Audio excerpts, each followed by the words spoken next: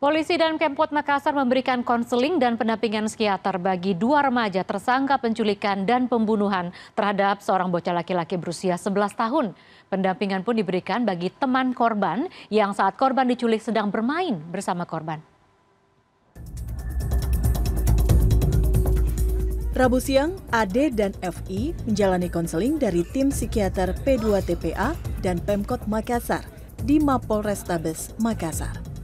Sebelumnya, remaja 17 dan 14 tahun ini menjalani pemeriksaan kejiwaan selama 2 jam di ruangan Satreskrim Mapolrestabes Makassar. Selain kedua tersangka, polisi juga memberikan pendampingan psikiater bagi teman korban yang berada di lokasi kejadian ketika korban diculik salah satu tersangka.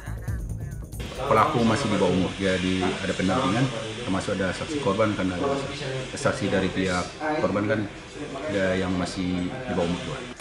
Seolah modus-modusnya itu seperti modus-modus orang dewasa, melakukan perencanaan dan motifnya juga misalnya penjualan organ dan sebagainya. Ya, jadi ini tentunya menjadi suatu pekerjaan besar bagi kita semua.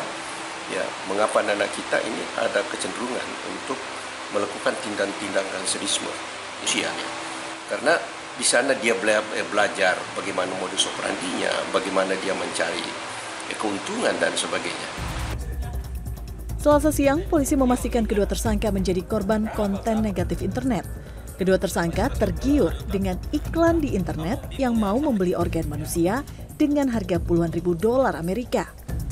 Kasus pembunuhan bocah SD ini terungkap salah satunya berkat rekaman CCTV sebuah minimarket. Korban yang saat itu tengah bermain dengan teman-temannya dijemput oleh salah satu tersangka menggunakan sepeda motor. Mayat korban dibuang ke waduk Nipa-Nipa, Moncongloe, Kabupaten Maros pada Minggu malam. Tim Liputan CNN Indonesia. Informasi berikutnya, seorang lansia terjebak arus sungai Kalimalang saat hendak buang air kecil. Informasinya kami gabung dengan penangkapan sopir truk tinja yang diduga membuang limbah tinja ke saluran air dalam Kilas Metropolitan.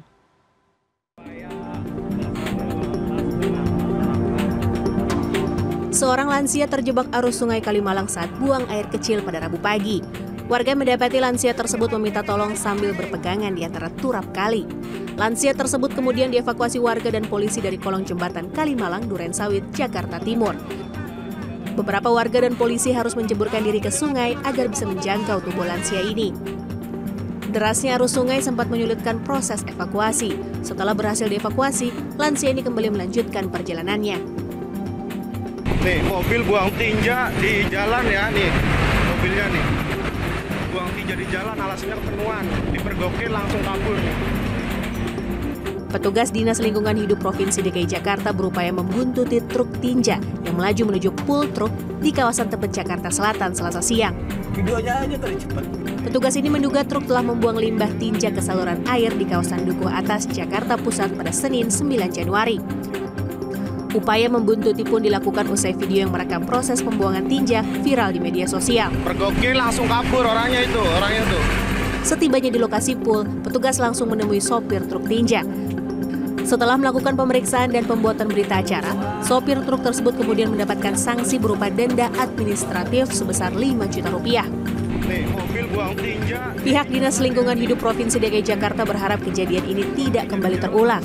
Para sopir truk tinja diminta untuk membuang limbah hasil penyedotan dari lingkungan rumah domestik ke instalasi pengolahan lumpur tinja atau IPLT yang ada di Pulau Gebang, Jakarta Timur, serta Duri Kosambi, Jakarta Barat. Bilangnya penuhan. Sampai mana ini? Sejumlah juru parkir liar panik saat petugas Sudin Perhubungan melakukan razia parkir liar di kawasan Pasar Tanah Abang, Jakarta Pusat Rabu siang. Mereka bergegas memindahkan motor dari trotoar dan bahu jalan. Meski sejumlah motor berhasil lolos dari razia, motor yang tertinggal di atas trotoar dan bahu jalan diangkut petugas ke dalam truk. Motor yang terjaring dibawa ke kantor Sudin Perhubungan Jakarta Pusat. Selain motor, petugas juga merazia mobil yang parkir di bahu jalan. Selain penderekan, para pemilik mobil harus membayar denda sebesar Rp500.000. Tim Liputan CNN Indonesia.